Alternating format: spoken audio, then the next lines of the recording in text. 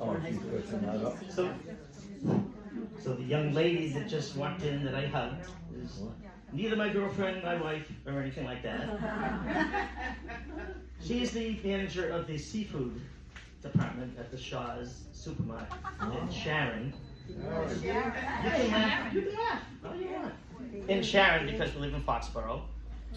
And she takes really good care of me. I go in every week to get salmon, which I cook, right?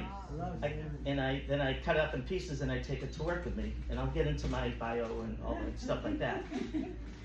But when we said hi just now, she whispered to me, she said, wait until Friday to get salmon. And I said, why? And she said, because the salmon that's out now, a few days ago, was mackerel. That went bad. and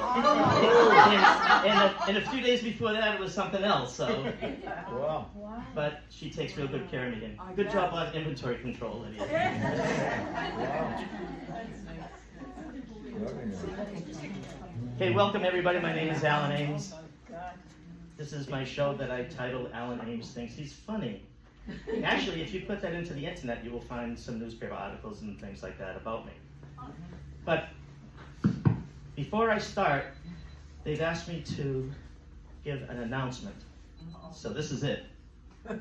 If anybody is here for the toenail cutting clinic, it's been postponed until tomorrow at 2, followed immediately by dinner at 2:30. Wow. See, this crowd will laugh, but it takes a minute.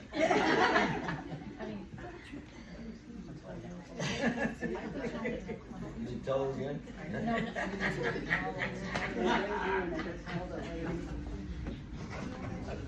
So, is everybody comfortable?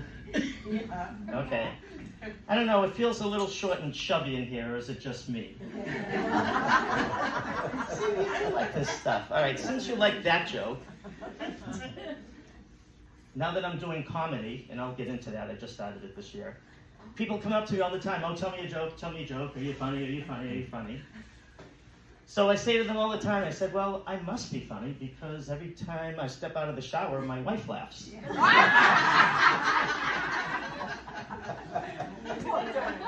Lee, we're going to have fun with this group. This is my friend Lee, we work together, and I'll get into that also. What? He's got the cochlear implants, and he just had to change his battery, so I have to check with him every once in a while to make sure he can hear me. So I have one more joke before I do more of a formal bio, so you get to know me a little bit. It goes like this.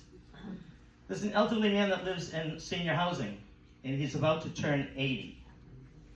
His friends want to play a joke on him. So they hire a professional woman to visit him on the day of his 80th birthday.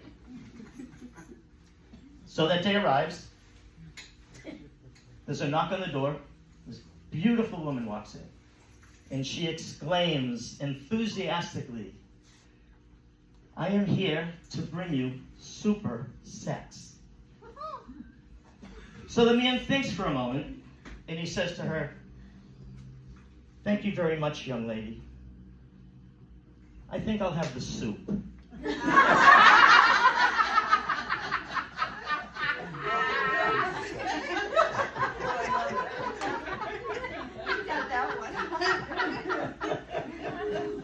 We are going to have a good time here, I can tell. I can tell. This is my 5th time doing my 1-hour show titled Alan Ames Thinks He's Funny. I did my first one in Foxborough back in August, but prior to that, I started doing stand-up comedy down at a bar in Providence because it was on my bucket list forever, because I've always enjoyed telling stories and telling jokes and all like that. So I found a bar down in Providence that let anybody come in on a Tuesday night and do 5 minutes. So I went there several times and I tried all kinds of material, and it was a bar with 20 and 30-year-olds. And I found it very hard to connect with them, because my material is designed more for a general audience and for my fellow senior citizens. So I kind of gave up on the bar down in Providence and decided, well, where can I find senior citizens?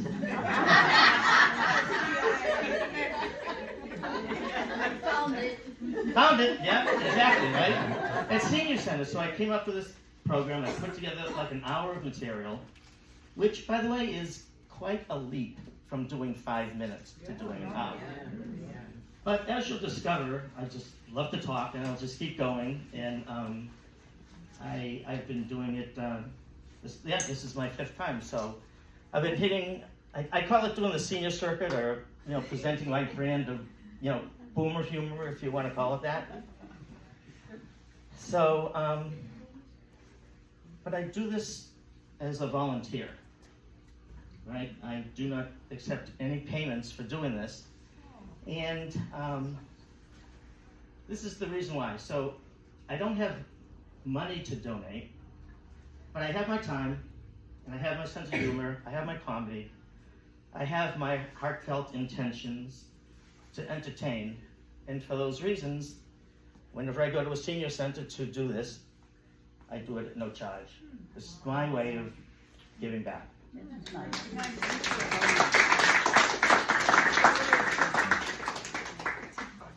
You guys are awesome. You clapped right on cue. I didn't hear your question. I said, do you have a little tip bucket?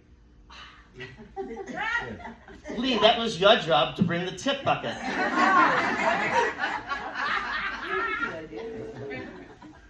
Yeah. Yeah, okay. Now there is one more reason why I don't charge to do these programs. And it's because I don't want anyone chasing me in the parking lot asking for their money back. and I know from experience that I cannot outrun a highly motivated person in a wheelchair. On a straightaway, they get me every time. I have a chance in a parking lot with a lot of cars around. So anyway. So what about me? So I grew up in Boston. Oh, good. You can talk, it's okay. I don't have to do all the work here. I'm from Dorchester. Oh, good. I am OFD, originally from Dorchester. There's bumper stickers and everything that says that, originally from Dorchester. My family moved to Stoughton as I was entering my junior year of high school. And that is where I met my boss. I mean, my wife.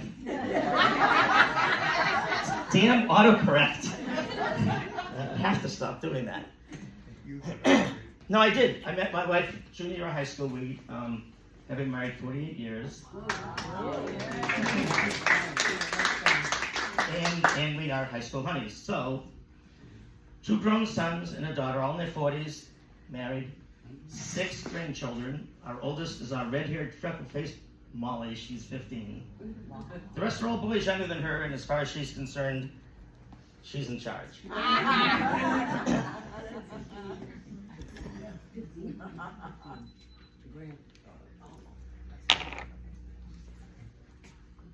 Oh, I thought that was a tip, Chad. Well, it's going to be if I finish it, so.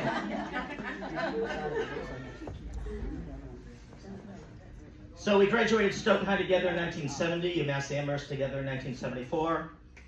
Got married a year later, and then 2 years later, the first of 3. Work-wise, my background is food service management. I was with Papagino's for many years back in the day. And then I kind of transitioned over to movie theaters, Showcase Cinemas. I was a concessions manager for a long time. I miss them. I do not miss it at all, no. No, very hard job. But when I turned 60 11 years ago, and yes, that makes me 71, I joined a company that this guy works with me, Carey International. I'm a chauffeur. Oh, I am a chauffeur. I drive for Carey International 5 mornings a week. Mostly airport stuff, right? Executives and all like that. nice. Not a taxi, not an Uber, not Lyft, limousine. So I drive I drive a Cadillac XT6. It's like a mid-sized SUV, so that's the vehicle that I use all the time. And it's fun. It's great. It really is. I'm an avid tennis player, No way. and I belong to the YMCA in my town of Foxborough, and I go at least 3 or 4 times a week because it takes a lot of work to keep this physique in such great shape.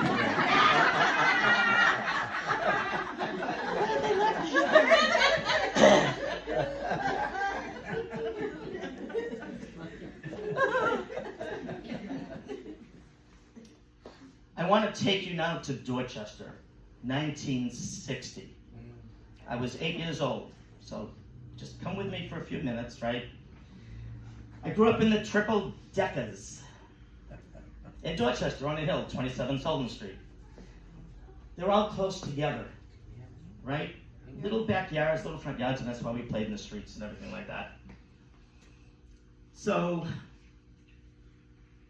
at 8 years old, things in Dorchester, in our triple decker, you just accept these things because you're a kid. But I didn't really understand all of it. One of the things I didn't understand was that we had a bowl of plastic fruit. And we didn't even keep it out. It stayed in the pantry. Yeah, it did. So I don't understand. Was that just us? Was that a thing back in 1960? A bowl of plastic fruit? Now it was in the pantry, but when we had company, we brought it out. We did. We brought the bowl of plastic fruit out and we put it on the table, and that was my job. And back then, you actually had company drop by because there were no cell phones. It was much better. No cell phones. People would drive around and they go, "Oh, let's visit the Ameses," right? Doorbell would ring. My parents would yell, "Alan, get the bowl of fruit."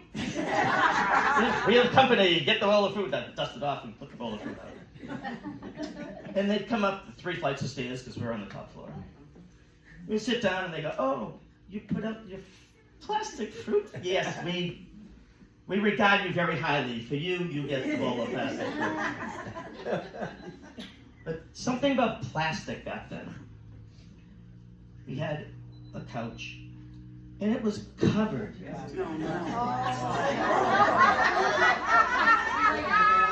So, you know how like you have a fitted sheet? The first sheet on the bed is a fitted sheet.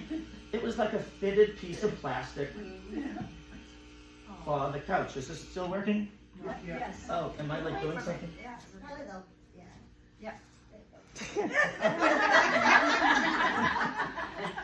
So this plastic covering on the couch never came off, and I didn't get it. Like, what would happen if I actually touched the fabric, right? And I did that about once a month. I'd go by,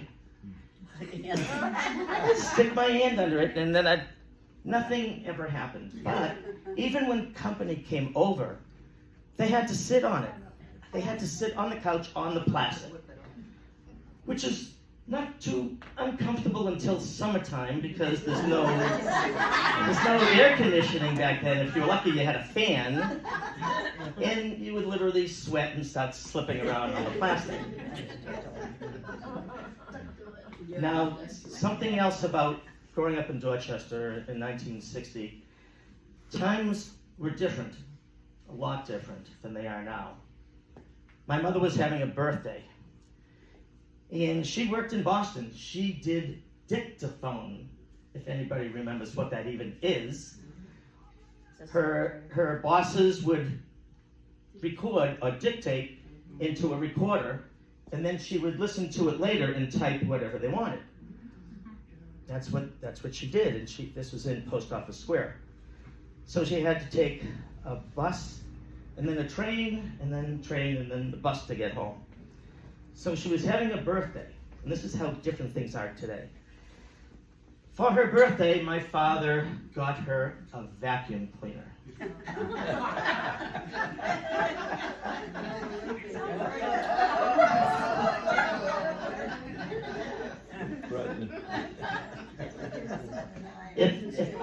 got my wife a household appliance for a birthday present. The cause of death listed on the coroner's report would be strangulation by electrical cord. So she came home, started walking up the steps. Why am I doing that? And when she opened the door, we turned on. Can you hear me without the microphone? Yeah. Maybe it's, yeah, because it's too Traffic. This is an electrifying experience.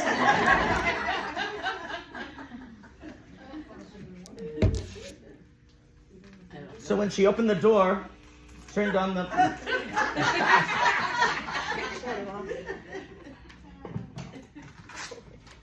There you go. She'd come in the door, turn on the vacuum cleaner, happy birthday. And she'd like, you know, try to smile and like that. And then, happy birthday, now go vacuum the house, you know. And what's for dinner? So, but that's just an example of how different things are today. Because, yeah, I would never, ever give my wife a household appliance. So, if you can't hear me, then just raise your hand and I'll speak up. Or you don't count.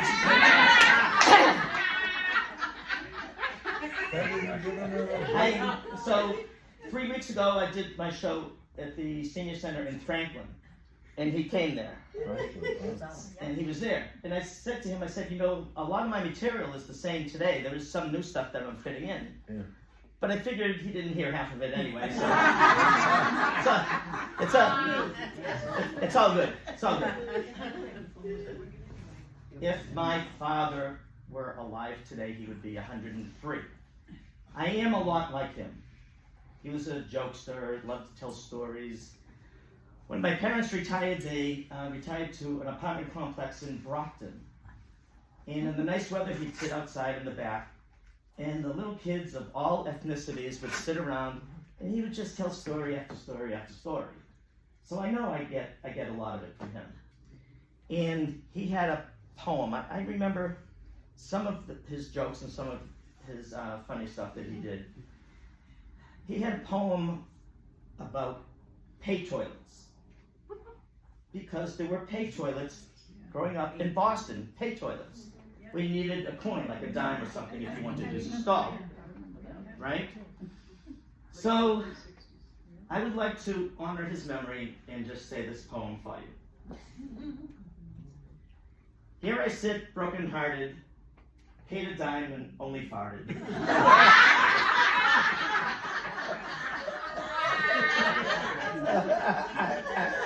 And he said that quite a bit.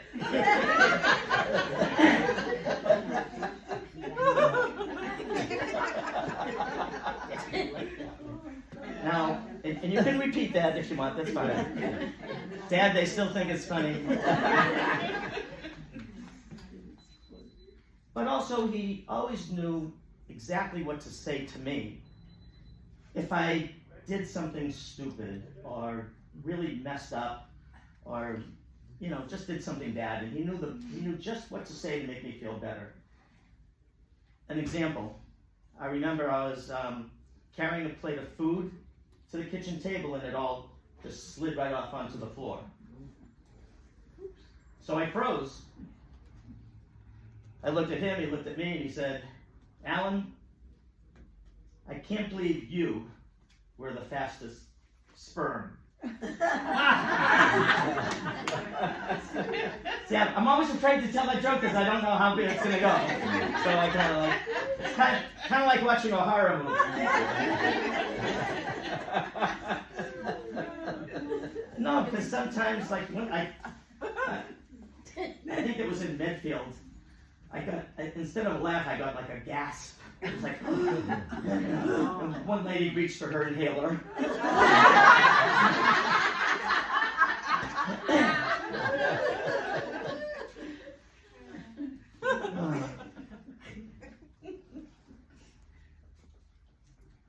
We have 2 sons and a daughter. See, I'm transitioning now to a different subject. 2 sons and a daughter. One lives in Washington, D.C., our oldest son, and we'll talk about him later.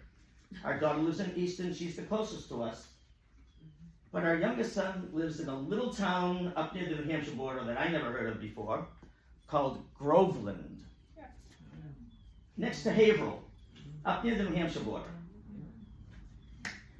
And the reason that he and his wife and two of our grandsons live up there is because he married a North Shore girl. And not from any of the good towns in the North Shore. Not from like Andover, right? Marblehead, Swampscott, Essex, Hamilton, any of these nice towns.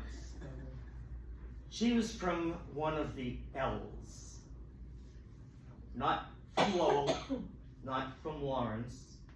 She's from Lynn. Lynn is a tough city. That's why there's a poem about Lynn. Have you heard it? Lynn, Lynn, city of sin, you never come out the way you went in. There's a reason that that exists. Lynn is a tough city. It is. So, when our youngest son's name is Matt, so when Matt started going out with Jen, our daughter-in-law, they did get married.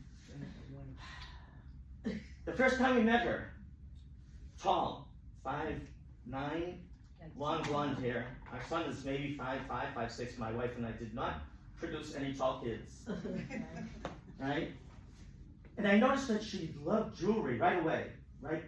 The necklaces, the bracelets, the rings, and the bling, you know, and whatever you call it that goes around the ankle, right? And that thing around her ankle was so beautiful, you could hardly even tell it was a GPS tracking device.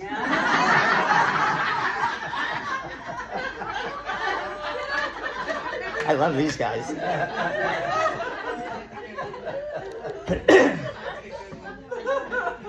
So her parents still live in Lynn, and her brother does too sometimes when he's on parole.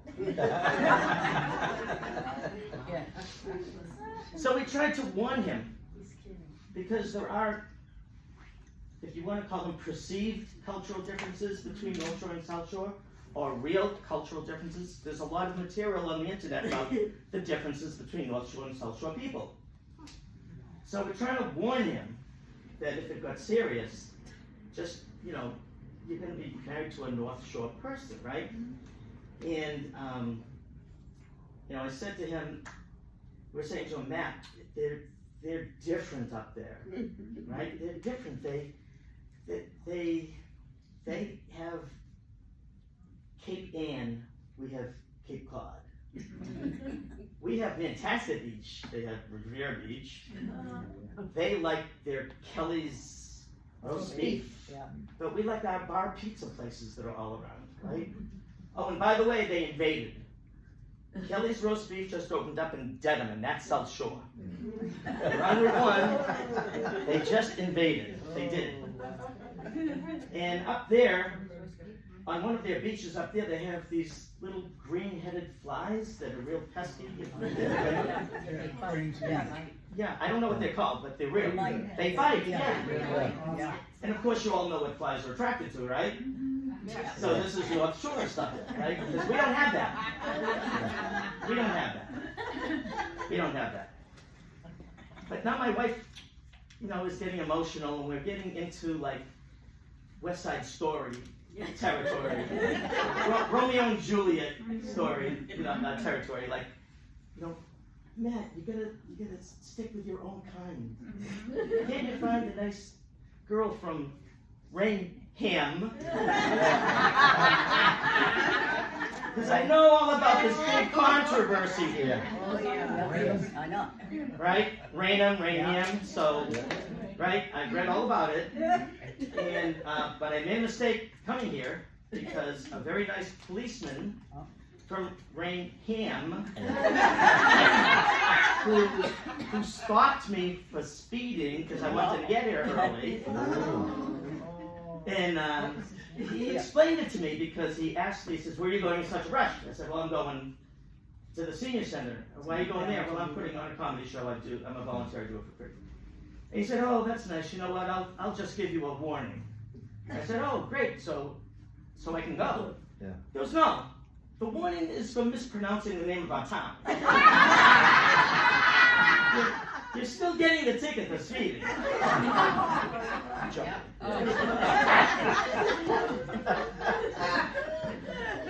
So if anybody knows the police chief here, it'd be greatly appreciated. Are you the police chief? No? All right, well, anyway. So my wife is like getting frantic, and I'm going, Matt, they have this big orange dinosaur that overlooks Route 1 in Saugus. Anybody know what I'm talking about? Yeah, it's okay. So what is the big deal about that? There's definitely something wrong with North Shore people if they think they have to have an orange dinosaur overlooking Route 1 in Saugus, southbound, right? So if you are not familiar with this, then go on a road trip, grab your passport. You have to cross the border into the North Shore. Go up to what used to be one of the best places to go eat. Yeah. Hilltop. Hilltop Steakhouse, right? 4 for Sioux City, 6 for Carson City. There were like 4 rooms, I forget all the names of them. Come back down Route 1 in Saugus and you'll see this big orange dinosaur overlooking Route 1 in Saugus. And it's there because it used to be what? It used to be a miniature golf course up on the hill. So that's why there's this orange dinosaur overlooking. I thought it was to keep the guys in Dorchester. Well, it's doing a good job because we don't like going up there anyway. And my wife, of course, is like, Matt, what if you get married? How are you going to raise our grandchildren? Are you going to raise them North Shore, South Shore? What are you going to do? Now, in my daughter-in-law's defense, her name is Jen. And by the way, she is well aware that I make these jokes about her because the last thing I need is for my North Shore Lynn daughter-in-law to be mad at me because she's from Lynn. Right? So she knows that I tell this joke and all that about her.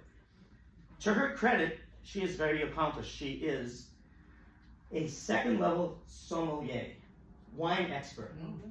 She is a wine expert. She really is. And it makes perfect sense because she is a big wino. She is.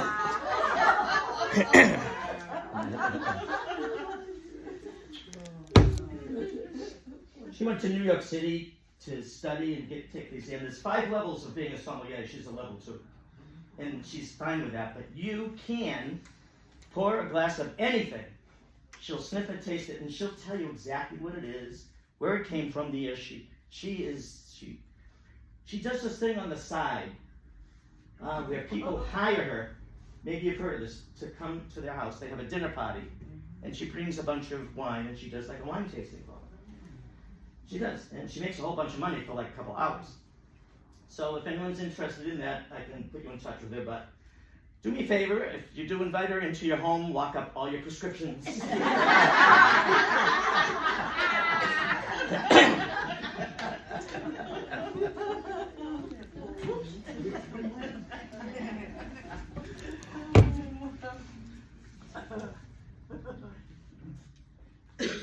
See, I'm transitioning now to another subject. So we got older. I'm 71. You know, things changed, our health changed, our bodies changed, maybe our outlook on life, our perspective on life, and things like that. And for me, I think the thing that bothers me the most is that I know that I'm going to end up with a hearing aid. I've already went for 1 hearing test. And I have that thing where I can't hear dialogue if there's a lot of background music around it. Yeah, I know, it's very common. She just hit him. I'm guessing you're together. Maybe. No. I don't know her. And my wife keeps, saying, you gotta go get another hearing test, you gotta do it. And I'm like resisting, right?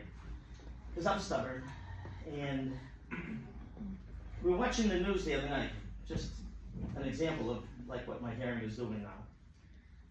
So kind of listening to the news, kind of looking at my phone and everything, and I heard the news report say something about a woman being shot in her anus. And I said to Anita, my wife, I said, she get shot in her anus? Where? And my wife goes, you're an idiot. She got shot in the hyannis.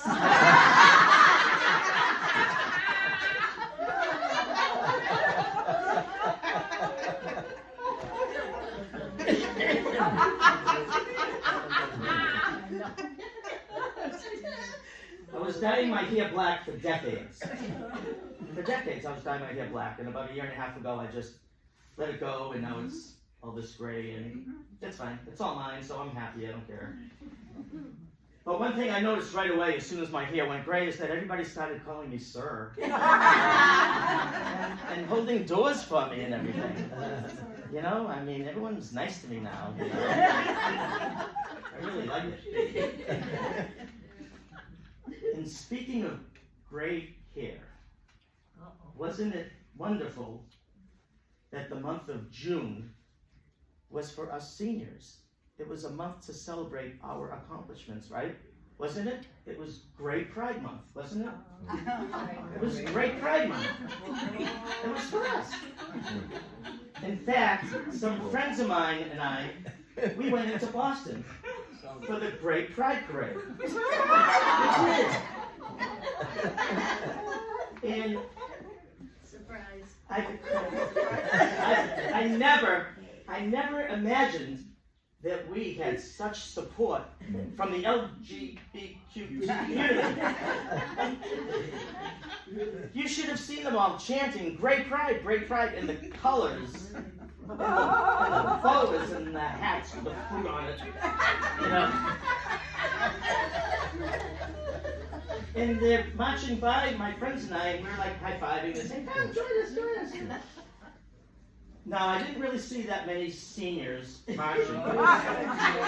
There were some.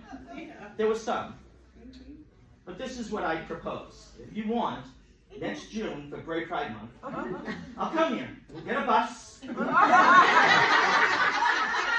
all get your Nehru jackets and bell-bottoms and all the colors and everything.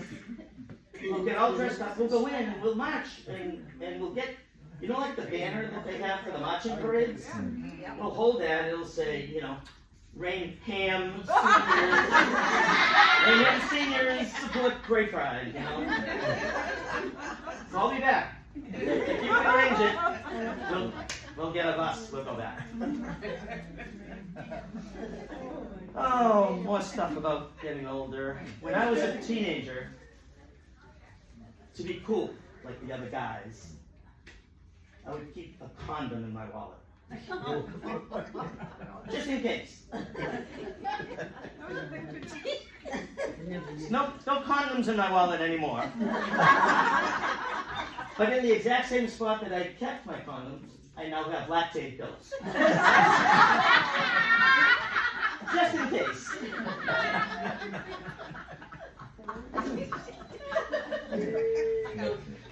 I mentioned that I'm a tennis player, and I am. I play year-round. And even tennis has changed a bit. If you're not familiar, there's always like a 10-minute warm-up period where you hit the ball back and forth, you know, before you actually start your match or your set or whatever.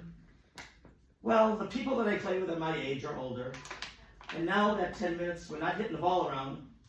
We're just talking about our medications and what procedures we're going to have.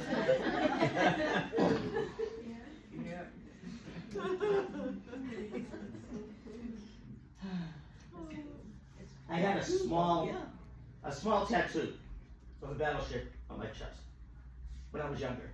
And you've seen the Facebook cartoons, people get older and they droop and they, like that, right?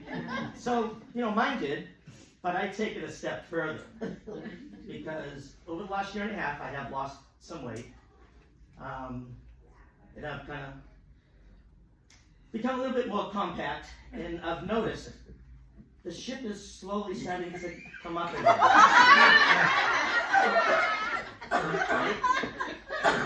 So my goal is to keep, watching what I eat and exercise, and I'm hoping to get it back to the surface. So if people ask me, are you dieting? You look great. I said, I don't know if you call it dieting, it's more of a salvage operation.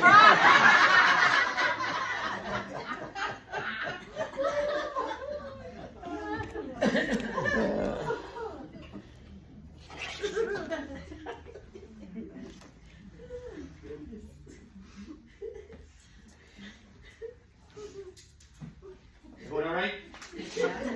Okay. So I go to a dermatologist every year now. I've been doing this for several years, and the name of my dermatologist is Dr. Sally Tan. I know!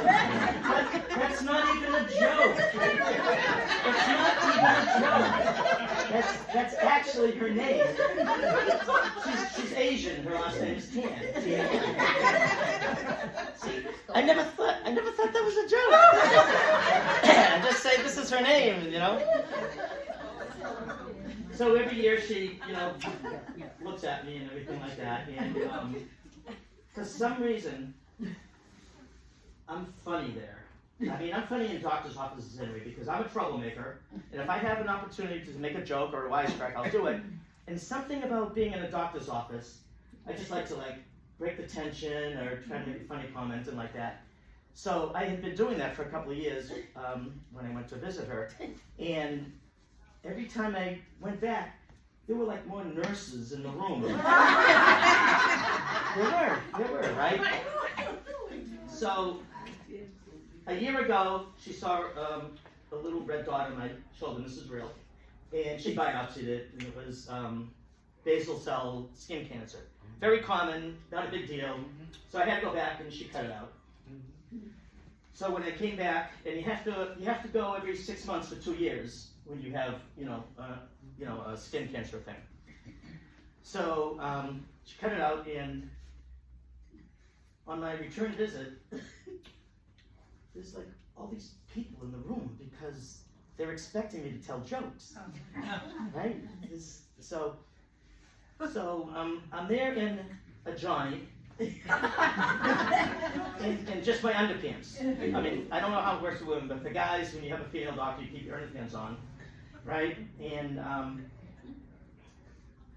so there's nurses and aides, and my wife had told me on a previous visit that she heard the people that check you in.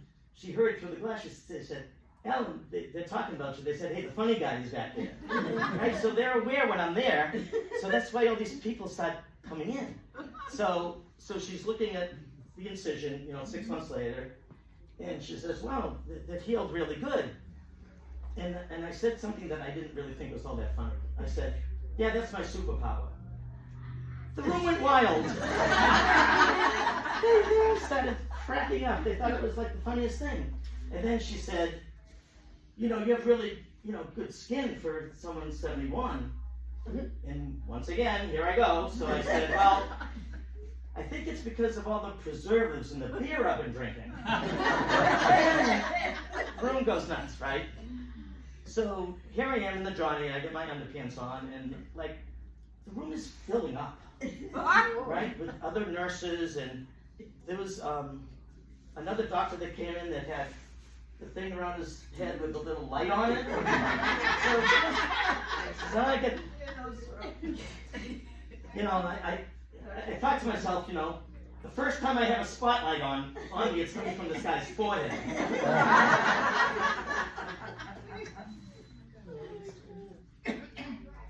So the room is filling up because they're expecting a comedy show while I'm being examined, right?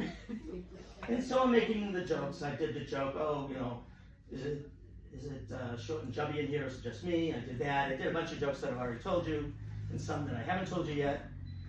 And they're laughing and everything, and I'm looking around the room, and there's a guy in the back, and he's holding a broom. He's like, and she says, "Do you mind all these people in here?" I says, No, I'm having a great time. But then the piece de resistance. This is a standard question, ladies. So she asked me, as she had on previous visits, is there anything, you know where this is going, is there anything under your underpants you want me to look at? Because she's a dermatologist, right? The room became dead silent. Because they're waiting to see what I'm going to come up with. So I couldn't resist. So I said, I wish.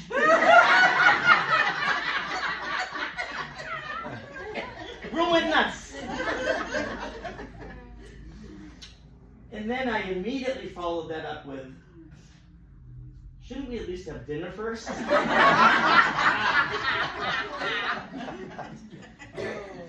So, as it turns out, the best room I ever played in was exam room number 5 at Chestnut Hill Dermatology.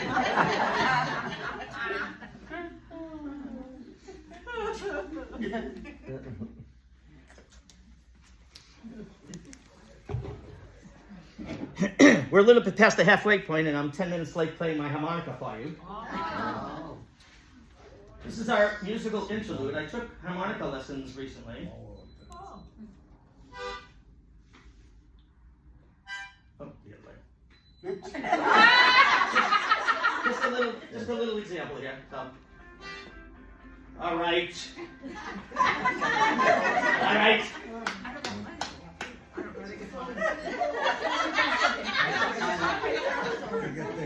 Oh, by the way, you don't ever want to sit next to me at like a wedding or something, because in the middle of the vows, I will lean over and I will say something that will make you just laugh out loud. So, that's me. I just do that.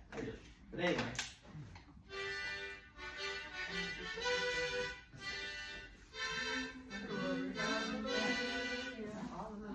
Mozart 5th in B flat. I am a proud graduate of the Betty Crocker School of Music. Not only can I kind of play the harmonica, but I make a mean bund cake. Is that bund or bundits or buns?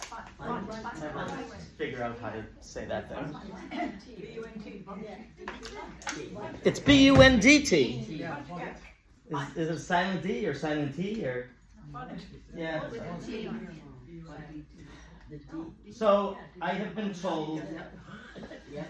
I've been told that I'm actually more of a humorist than a comedian, and I guess there's a distinction. I had to look it up. Humorist is someone who tells entertaining stories that may or may not have a punchline, but they might be humorous. Like Mark Twain was a very famous humorist. And then you have comedians. So I'm kind of walking a line in between both, because pretty much I've been telling my jokes that have been embedded in a routine, in a story. So to kind of balance this out a little bit, I am going to rattle off about a dozen or so jokes that really aren't really connected to each other at all. So these are my favorites. Two lifelong drinking buddies from Southie. One of them is in the hospital, kind of serious, and he says to his friend, Johnny, if I die, will you do me a favor and pour a bottle of your favorite Irish whiskey over me grave? And his friend says, sure, Tommy, I'll do that. But would you mind if I strained it through your kidneys first?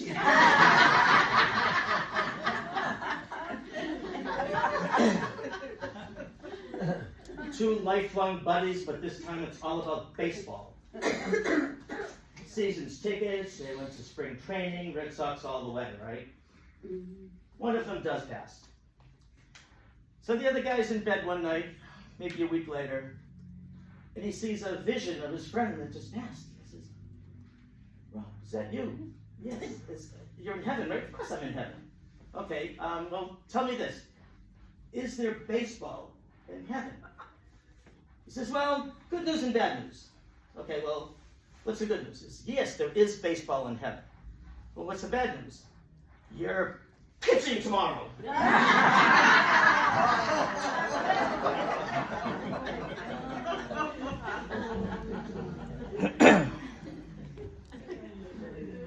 I do not do political commentary, but or jokes, but I do have to mention our former U.S. Senator John Kerry. No comments, please. So as you know, he is our former John Kerry is our former senator, and he married Teresa Hines from the ketchup company, right? When they were dating, he actually had the nerve to ask her, "How many positions do you know?" And she said, "We have 57 varieties."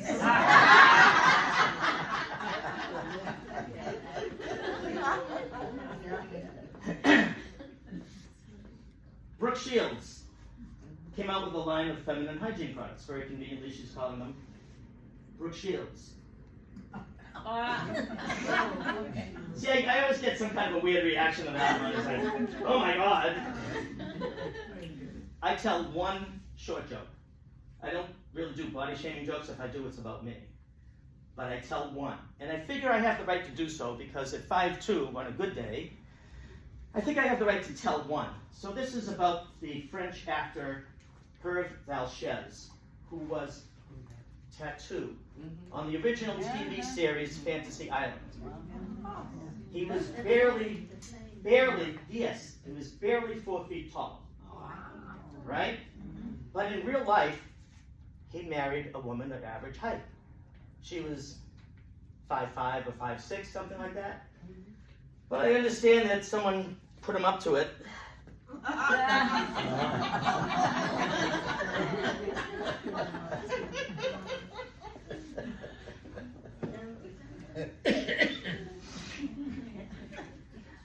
One of the first times I saw my dermatologist, Dr. Tan, she was asking me questions, and she said, "So have you seen anything new lately?" I said, "Well, I saw Avatar, but what that has to do with anything." You saw what? I saw Avatar. She said, "Have you seen anything new lately?" Gotcha.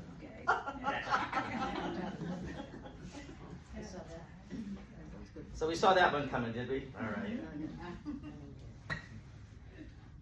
So our oldest son lives in Washington, D.C., and he went to George Washington as an undergrad, and he just made a whole life. He never moved home. So we've been down to Washington, D.C. many times. We've seen all the Smithsonians. But they opened up a spy museum. They did. There's a spy museum down there. So we wanted to go check it out. We could never find it.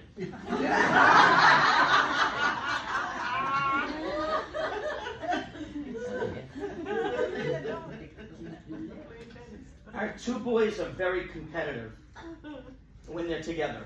And one day we were all together and they were saying, oh, I make this much money and my bonus is this and my potential is that. And I had to get involved because I don't. So I said, hey, I make 6 figures too. Unfortunately, 2 of them are after the decimal point.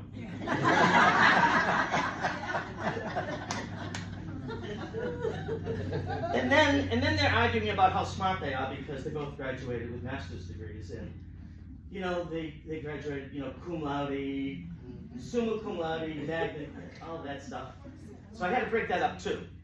I said, I graduated with honors also. Like I said, UMass Amherst, class of '74. They go, Dad, what honors did you graduate with? I said, I graduated summa cum get me.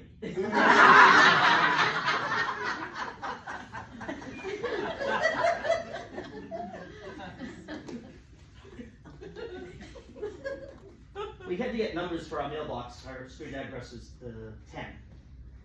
So we went to the hardware store, and we're in the section where they have the numbers for the houses and everything. So I'm looking, and I called the manager over. He said, what's wrong? I said, I need the number 10, but the highest number you have is 9.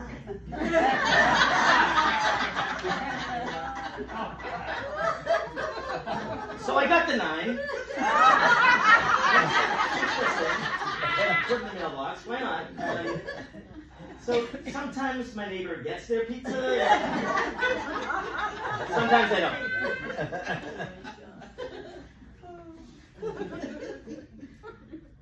I hear there's a new restaurant opening up here in town. It's a combination Jewish and Japanese food. It's going to be called Sosumi.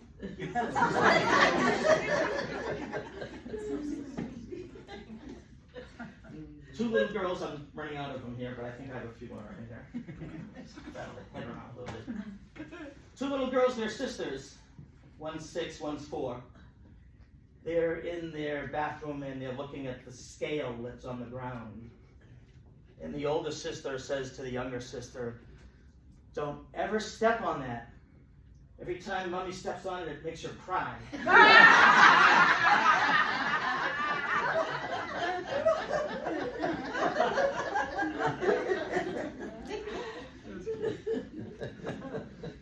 I want to talk a minute about things that bother me. And there's a couple of things that bother me. And I feel so strongly about this, I'm going to share them with you. Number 1. If you have given up your landline and you only have cell phones, I'm guessing some of you still have a landline. If you do, keep it. Because if you don't have a landline and you're talking with someone on the phone and you're getting really angry, you can't slam the phone down. You can't. You can't. And it would look like, this is what it used to look like when you had a landline, right? As an example. "What do you mean my part isn't going to be ready for a couple of months? You promised it me before." "Well, let me tell you what I think of that." Slam, right? Whether it's the phone on the wall or on the counter, you'd probably hurt your hand because those things were pretty rugged, right? Today, if you don't have a landline, and you just have a cell phone, this is what that would look like. "What do you mean my part isn't ready?" "Well, let me tell you what I think about that."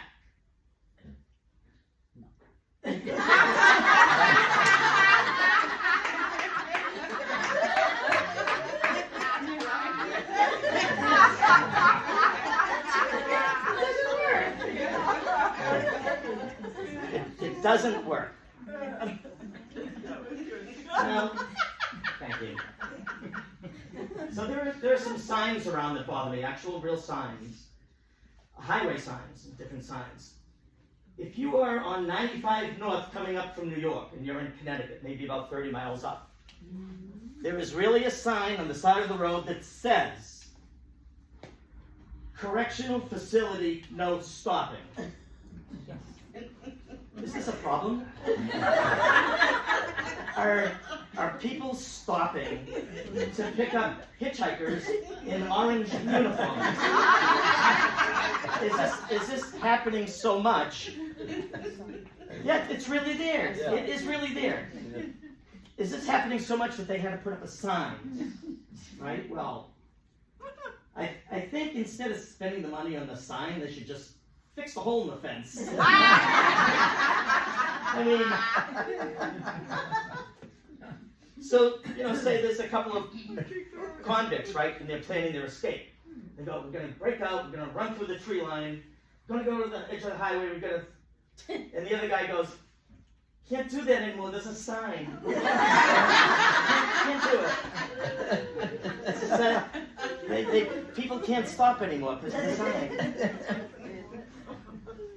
Down in Connecticut, also, and it's all over, but the one that I saw the first time was on the way to Foxwoods. From the highway, it's like 9 miles to get to Foxwoods, and there's all these like rotaries and things like that.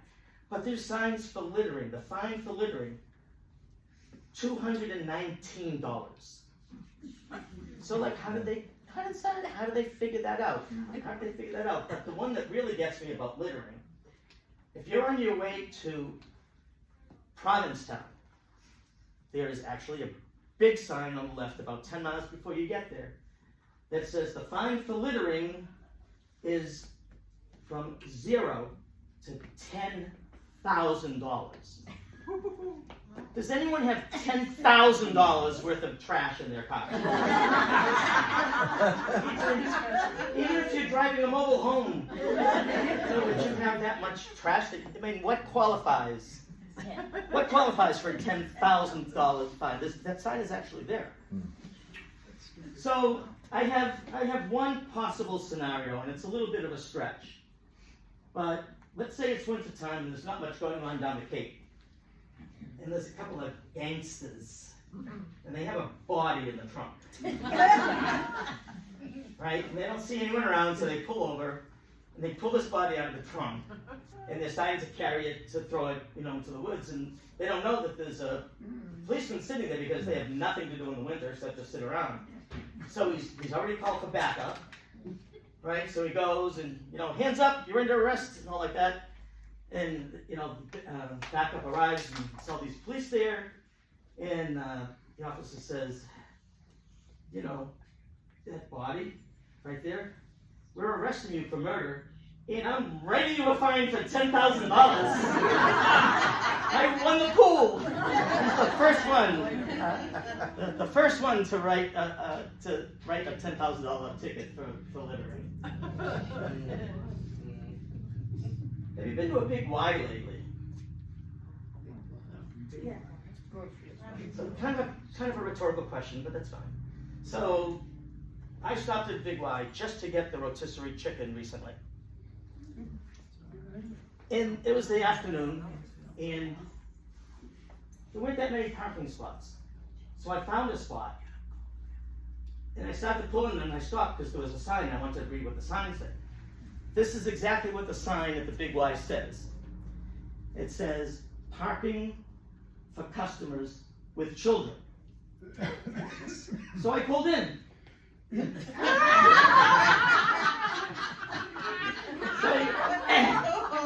I get out of the car, and this woman yells at me. She goes, "Where are your children?" I go, "Well, our son lives up in the North Shore. We got one in DC, we got one in the East End.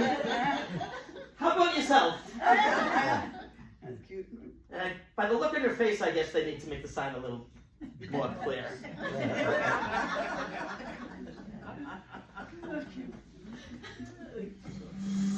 I cannot believe our hour is almost up. So what I'm going to do is I have one piece of advice I want to share with everybody, and I have one final joke, and it's the joke that my wife hates. But she's not here, so I am going to tell her. But before I do, I just want to let you know that I'm taking the show to the town of Sharon in January, to the town of Sherborne in February. In Foxborough, I'm going to do an afternoon program at the library, which I've never done a show at a library, and I have to ask them if I have to whisper my routine. I don't know. And I'm just getting the word out by email that I have the show and I'd like to come and entertain my fellow seniors because that's what I do. So anyway, if somebody were to ask you for a piece of advice with all of the experience that you have, you'd probably come up with something. So from me to you, I have one piece of advice that I hope you'll find helpful. And that is this: never, ever, ever go through a car wash when you have to pee. It never ends well. Never ends well. And finally, this is true. When I was in high school, when I was home from college, I actually drove a taxi in the town of Stoughton. It's called Billy's Cab. Just 2 cars, all local stuff. And I did it when I was home on winter break, and during summers I would do it in the morning. We used to pick up a man who was an alcoholic. Real alcoholic. We picked him up at like 10 in the morning at the Lithuanian Club and brought him home. And I drove him several times. And all we had to do was pick him up, take him home. And he was really intoxicated. This one time, I picked him up. I made a mistake. I said, "Okay, I'm going to take you home now." And he went off on me because, of course, I'm going to take him home. He goes, "Well, yeah, you always take me home." And then he started insulting me. "Oh, you're stupid, you're short, you're fat," and, And I was just going with it because he was a regular and he was intoxicated. He was really drunk. But then he insulted my private parts. He did. So I pulled over and I said, "Get out." He says, well, I'm not gonna pay. I said, oh, here, just get out. And I told the owners, and the owners, they were okay with it. And that was the last time I ever showed my junk to a passenger. That guy ruined it for everyone I've driven since. Now, my wife hates that joke, and I tell her, you know I didn't really do that, right? I still don't like it. Thank you very much. Raynham residents. I really enjoyed our time together.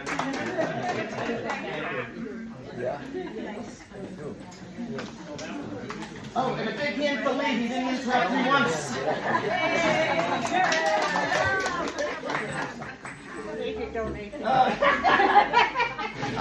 Yeah.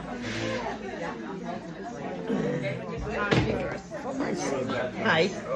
It's not your senior place. What senior place? I have a card. I have a card for being a chauffeur, but that's my cell phone number. I'm really interested in you. We have clubs. It's called St. Very nice, thank you. You're welcome. Right over here. Yeah. Right over here. It's not far from here. Where Okay. you from? Foxborough. No, it took me half an hour to get here. And maybe in June. Yeah. Yeah, would you be interested? Well, it's Great Pride Month. I don't know.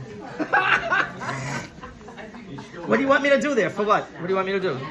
Joe. Yeah. Joe. Oh, okay. I want you to Joe. All right, call me. And my Call me in the spring. The check is in the mail? Yeah. Okay.